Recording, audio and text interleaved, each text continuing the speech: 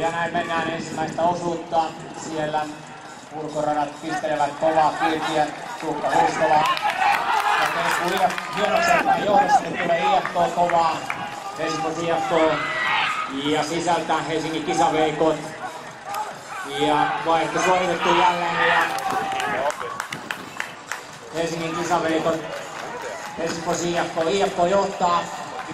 Viimeinen vaihto. IFK:lla Joni Arponen. Ja tiukkaa taistelua. HK ei vielä kiinni finaaliparista, mutta nyt tullaan kovaa sieltä ohi. Janakkalan Jana menee finaaliin ja Helsingin IFK tästä erästä, jossa ettei näy tuota